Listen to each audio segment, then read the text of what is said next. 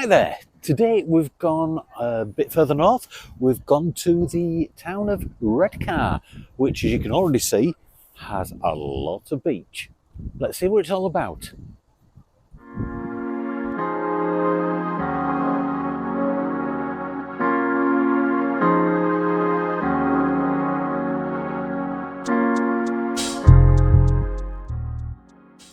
Redcar is a seaside town on the North Yorkshire coastline.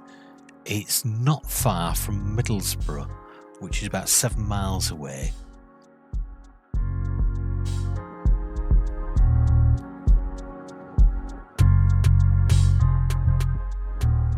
Redcar is a place that I've not been to before, so today we've come with the majority of the family. There's only the two eldest that aren't here with us today, but the first thing that got me is the beach. I really wasn't expecting it. It's huge.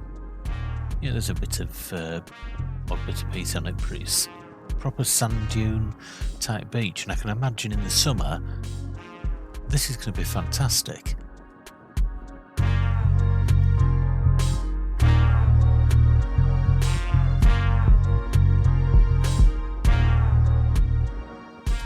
We've stopped at the North car park. I can't remember what it's actually called, but to give you an idea of parking costs, I mean, yes, this is end of January, but it's £4.40 for the day. But it's one of those where you either put cash in the machine or you download an app. So just be aware of that. You can't play contactless here, which is very, very strange nowadays.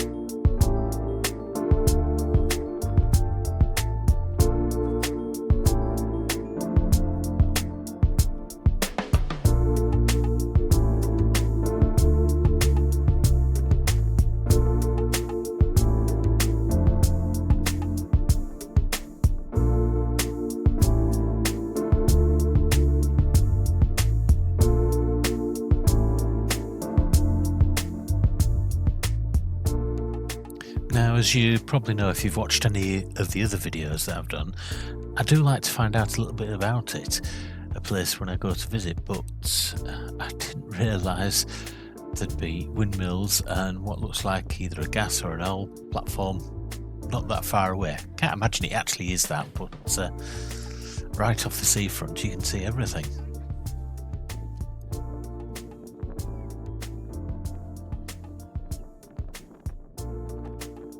There's plenty of dogs running about, but I would imagine come the summer months the beaches are probably not allowed with dogs on, but winter months that's pretty much common.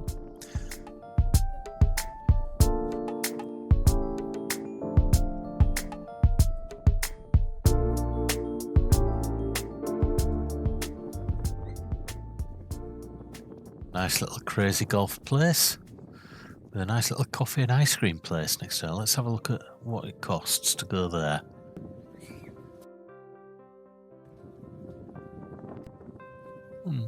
Not too bad. You can see spending a bit of time on there.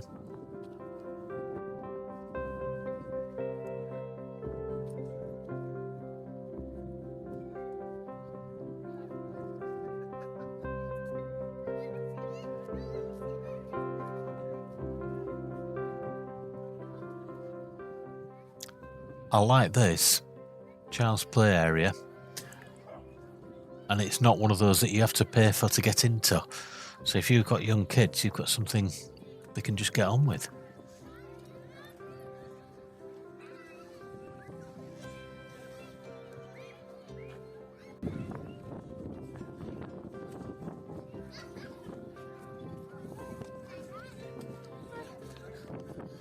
We were so far away from you.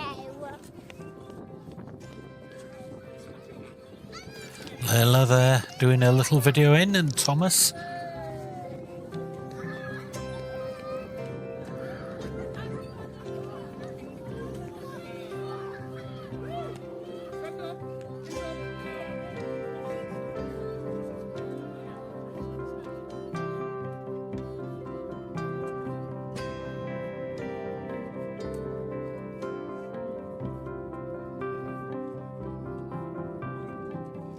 There seems to be a few gaps of stuff around here where they could put a bit more to do, but there's certainly a strange looking building over there.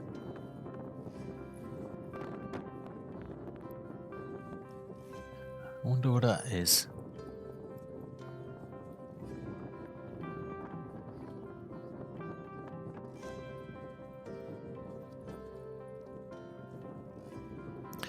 It looks as though they've done some work here to improve the seafront, but there seem to be a lot of patches in between these things, like the children's area and this here, which is the most unusual seafront building I've seen for a while, but I've got a feeling it won't be the last. I mean, even when you look out at the sea, you've got all the windmills and that platform out there, which I still don't know what it is. If you know, let me know in the comments.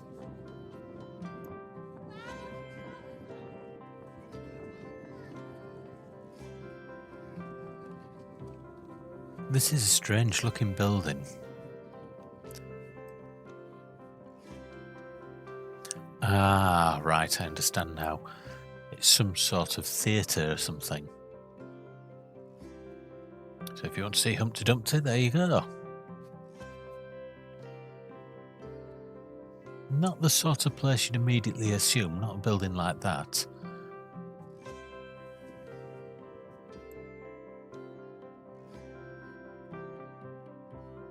That beach just seems to go on for miles and miles.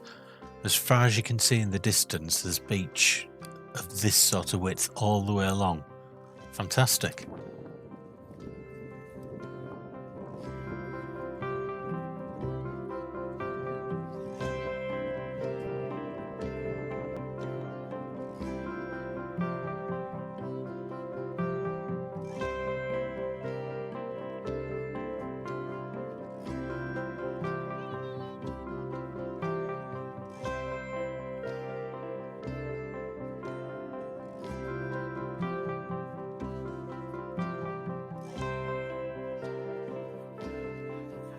Just over these walls is a lovely boating lake.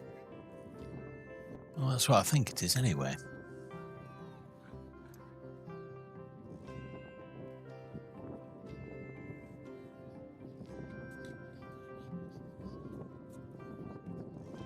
Certainly looks like it. I can see there's a little bit of a dock. I bet in the summer months that is fantastic. Great place to just mess about.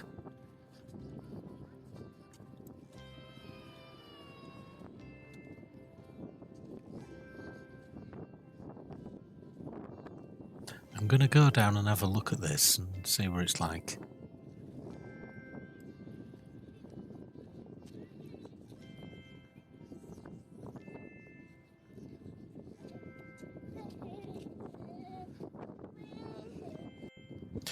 Yeah, maybe it'd be better to have a look in the summer months at this. At the moment it's just a lake. But it's nice to have just near the beach. As we go up the stairs out of the boating lake, we're coming to more of the main area, I would think. You've got your bandstand, a few more car parking spaces, but you can see just in the distance past the bandstand a bit more going on.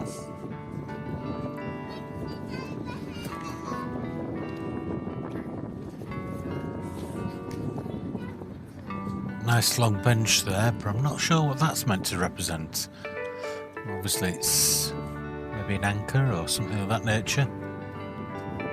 A bit different.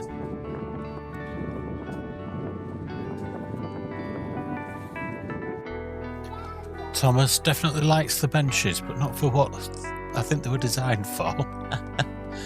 Like every kid, he loves running along stuff like this.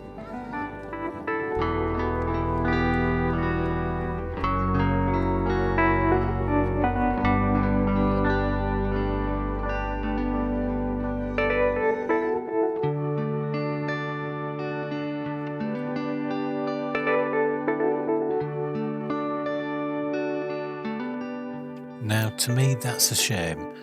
That looks as though it was a fantastic hotel, maybe Victorian times, but it's now just flats.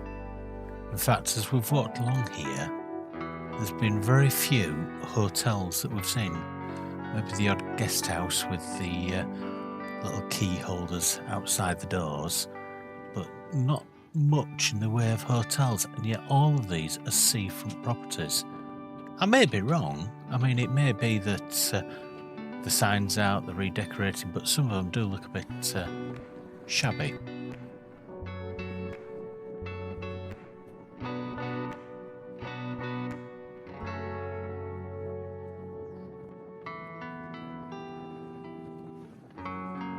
So many of these buildings right on the seafront, and yet I haven't seen hotel signs. Seems such a pity. I mean, if you look at them, they're right next to the beginning of the main area where you'd have thought they'd been full of them. Some look like a rail. Need a lot of work on them. In fact, the yellow one that we just passed says for sale on it as a nursing home.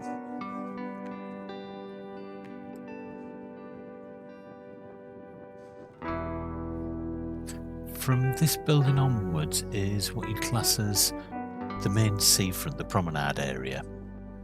It starts with this building, the Regent Cinema. The Regent is all that's left of the place where there used to be a pier. And in 1874 they started construction of this 2,000-foot long pier. It got hit by two ships, so they made it 1,800 foot long. It would soon go from a very plain pier to have its own little cinema on top, which showed some of the very earliest films. And then in 1878, another ship hit it, and it became a much shorter pier. In fact, the ship had actually crashed it in half. All that's left now is a little plaque that says that there was a pier here.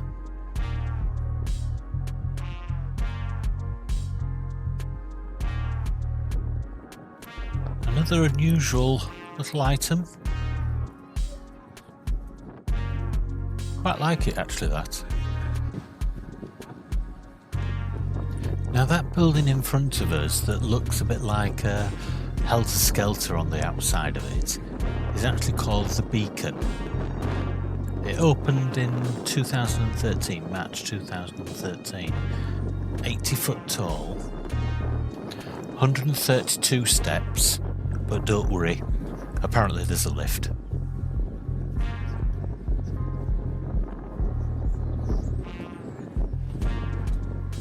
Quite a few of these little plaque things dotted around. Quite like them, brighten the place up a bit.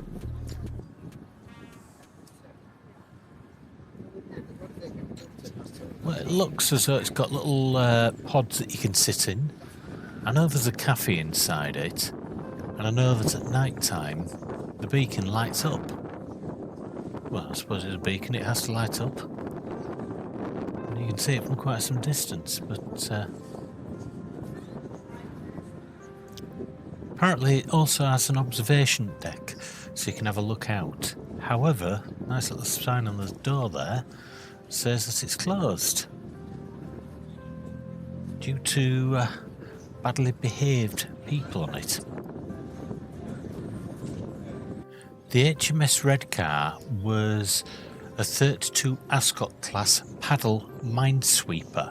That's right, a paddle ship in World War I that was sunk due to a German submarine apparently, just near Dover.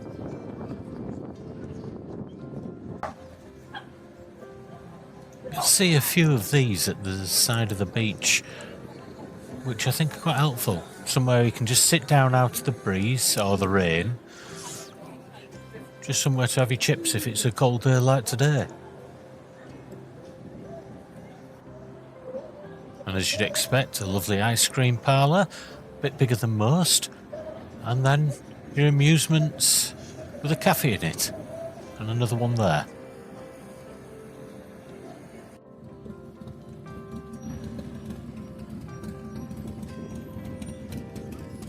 Behind the seafront, there are what I'd class as normal town shops. Nothing special, just average shops. I did notice they've got a Subways, which a lot of those have closed down recently, but nothing extra that you wouldn't expect in any other town.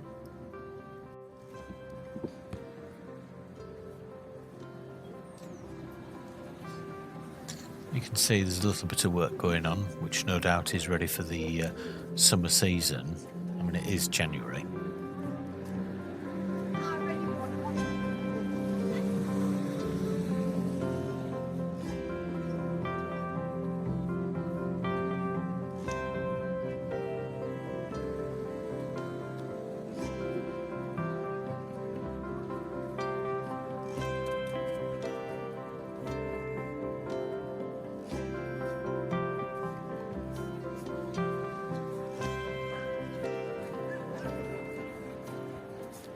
Well, I may be missing something here, but we've gone past a few amusements, and I'm talking maybe 2-3 amusements, and we seem to be coming into normal town type shops, but with a lot of semi-derelict or derelict buildings as well. Not great. It could be that these open the summer months and there's a lot more going on, but certainly for January, it's not something I would have expected for a seaside resort, having been to Bridlington, Whitby, etc. recently, and they're bustling.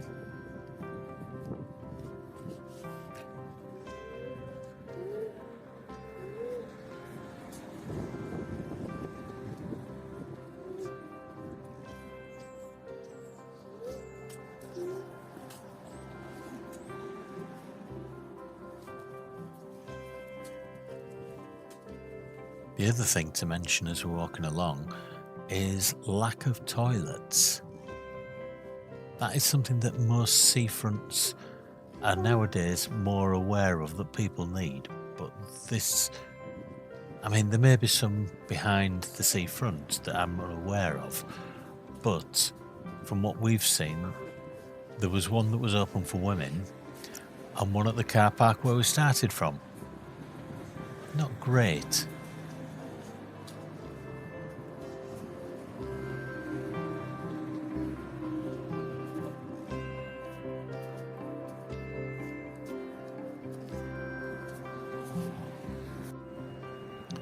There you've got the RNLI,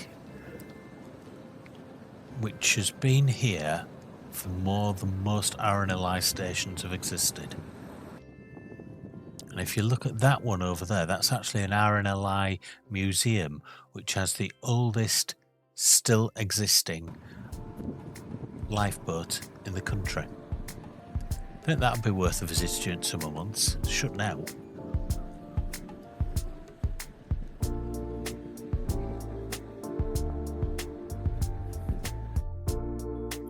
Hope you've enjoyed our little stroll through Redcar, a place I've never been to before. Obviously we're coming at the end of January, so it's probably not seen in its best light, but I'd be interested to find out your experiences of Redcar. If you enjoy this sort of video, don't forget to subscribe, like, and do tell us about your experiences. I'm always interested to find them out. But in the meantime, you may want to watch this video. Bye for now.